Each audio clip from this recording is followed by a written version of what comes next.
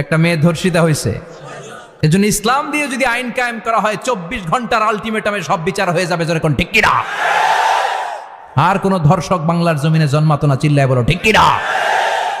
ইসলাম বলে চোরের হাত কেটে দাও, জেনা ব্যভিচার করলে ডেথ পেনাল্টি। সৌদি আরবে হেড অফ করে, গলা কেটে ফেলে। বাংলাদেশেও যদি এটা করা যেত, খবর হয়ে যেত। আর কোন ধর্ষক বাংলার জমিনে জন্মাতো না, চিল্লায় বলো ঠিক কিনা? চুরি করলে হাত কাটো, কথাটা কার? السارق والسارقة فاقطعوا أيديهما جزاء بما كسبا نكالا من الله والله عزيز حكيم. If anyone steal something very precious from the society, the government should cut down his right hand.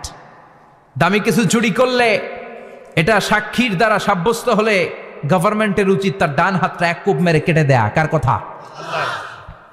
Banu মাখজুমিয়া গোত্রের এক মেয়ে মদিনাতে চুরিতে ধরা পড়ল। অনেক বড় ফ্যামিলির, ডিগনিফাইড শিল্পপতির মেয়ে। সাহাবারা বলল, এই মেয়ের হাত যদি বিশ্বনবী মদিনায় কেটে দেয়, মদিনাতে তো মারামারি লেগে যাবে। কে বলবে বিশ্বনবীর কাছে যে সুপারিশ করার ক্ষমতা কারো নাই? বিশ্বনবীর পালক পুত্র উসামা বিন যায়েদ ইবনে হারেসা, তার ছেলে উসামা পালক পুত্রের ছেলে, তাকে বিশ্বনবী বড্ড ভালোবাসতো।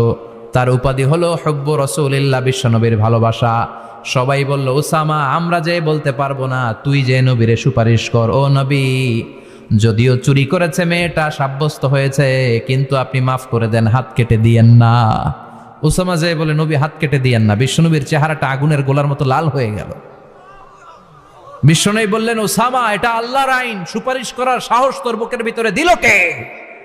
কে দিয়েছে স্পর্ধা?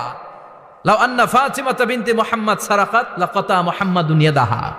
এই মেয়ে তো দূরের কথা, আমার কলিজার টুকরা, নয়নের পুটুলি, জান্নাতি নারীদের সর্দারিনী আমার মেয়ে ফাতেমাও যদি চুরিতে ধরা পড়ে, আমি তলোয়ারটা বের করে ফাতেমার হাত কেটে দিতে 1 সেকেন্ডও দেরি করব না। কারণ আইনটা কার?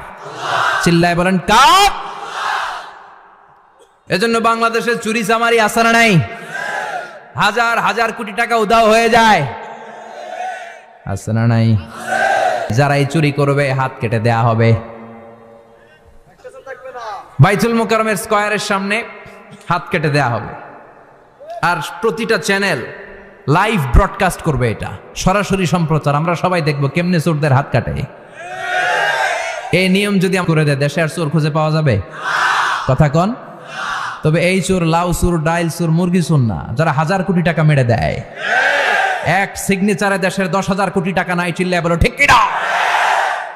এই চোরদের বিচার যদি করা যেত, তাহলে এই দেশে আর দুর্নীতি থাকতো না। দুর্নীতি দমন কমিশনের দরকার হতো না। মন্ত্রীদের রাতের ঘুম হারাম হতো না। এটা মদিনার সমাজ হয়ে যেত, শান্তির বাংলাদেশ হয়ে যেত, ঠিক কিনা? এজন্য আল্লাহ বললেন, গোলাম, এই জমিনের ভেতরে চুরি করলে হাত কেটে দিবা, জিনা ব্যভিচার করলে ডেথ পেনাল্টি, ক্যাপিটাল পানিশমেন্ট, মৃত্যুদণ্ড, সর্বোচ্চ শাস্তি, ঠিক কিনা? একটা মেয়ে ধর্ষিতা হয়েছে, তার বিচার হয়েছে না? প্রক্রিয়াধীন হচ্ছে, সবাই অ্যারেস্ট হয়েছে, হচ্ছে। এজন্য ইসলাম দিয়ে যদি আইন কায়েম করা হয়, 24 ঘন্টার আলটিমেটামে সব বিচার হয়ে যাবে, যেরকম ঠিক কিনা?